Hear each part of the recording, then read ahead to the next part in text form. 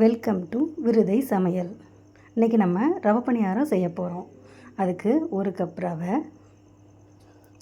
1.25 cup மைதா, 1.25 cup சீனி, ஏலக்காய் 1.25 cup சீனி போட்டுக்கணும்.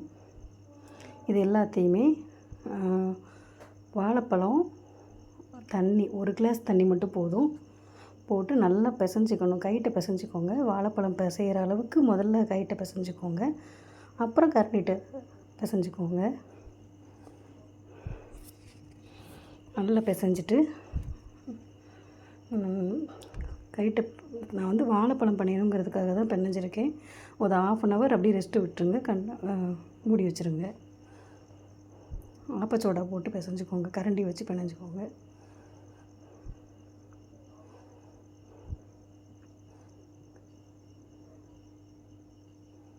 ஆப்பச்சோடா போட்டு நல்லா பிசைஞ்சாச்சு. மூடி வச்சுட்டு 1/2 மணி நேரத்துக்கு அப்புறம் அடுப்பை நல்லா ஹீட் பண்ணிவிட்டு இப்போ பணியாரம் ஊற்ற ஆரம்பிக்கிறோம்.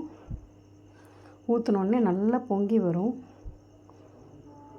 ரொம்ப ஹை ஹீட்டில் வேண்டாம், ஸ்லோவாக வச்சு பண்ணுங்கள். இப்போ ரவை பணியாரம் ரெடி ஆயிடுச்சு. பொன்னிறமாக வரவு எடுங்க. நான் இது கொஞ்சம் வேகமாக வச்சுருக்கேன். பொன்னிறமாகவே எடுத்துருங்க. நல்ல புசுன்னு ரவை பணியாரம் ரொம்ப நல்லாயிருக்கும். ரொம்ப சாஃப்டாக இருக்கும். சிம்மில் வச்சே பண்ணுங்கள். இன்றைக்கி நான் வச்ச ரவை பணியாரம்.